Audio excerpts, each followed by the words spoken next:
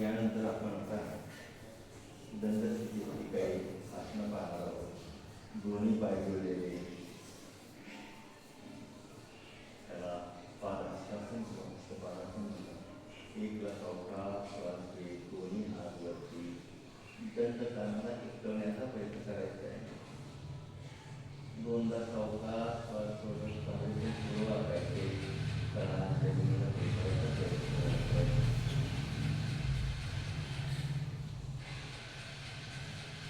गुडघे वाकवायचे नाही, कपाळ गुडघ्याच्या बाजूला नेण्याचा प्रयत्न करायचा आहे.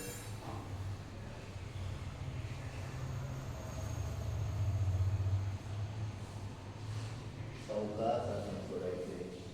श्वास घेत कमरेतून एक दोनदा श्वास सोडत जागेवरती. त्यानंतर सुखासन करायचे. एक पाद वृक्षासन, डावं पाऊल किंवा उजवं पाऊल वरती उचलायचे. एक मांडीजवळ ठेवायचं, जागेजवळ सावकाश, आणि नंतर सावकाश दोन्ही हात वरती घ्यायचे. प्रयत्न करा, नाही जमलं तरी हरकत नाही. आणि त्याच्यामध्ये राहण्याचा प्रयत्न करायचा.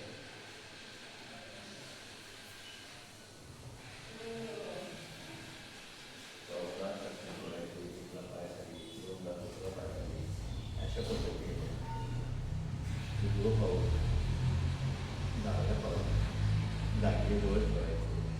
सावकाश श्वास घेत दोन्ही हात वरती, हाताचा नमस्कार. यामध्ये स्थिर राहण्याचा प्रयत्न करायचा आहे. हे तोलात्मक आसन आहे. यामुळे पायाच्या स्नायूंना, गुडघ्याच्या स्नायूंना, जांघेमधील स्नायूंना, खांद्याच्या स्नायूंना चांगला ताण बसतो. ते कार्यरत होतात. सावकाश आसन सोडायचे. एकला पाय खाली, दोनला श्वास सोडत हात खाली. यानंतर आपला तिसरा प्रकार आहे, मी करून दाखवतो. दोन्ही हात अर्धचक्रासन, दोन्ही हात कमरेवरती घ्यायचे. हाताची चारी बोटं पुढच्या दिशेला, अंगठा मागच्या दिशेला. श्वास भरपूर घ्यायचा आहे. एकला श्वास सोडत, दोनदा श्वास सोडत पाठीमागं वाकायचे, डोळे उघडे ठेवायचे.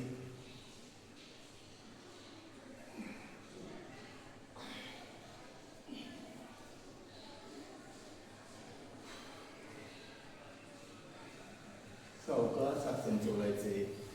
एकला कमरेतून सरळ, दोनला श्वास सोडत हात जागेवरती.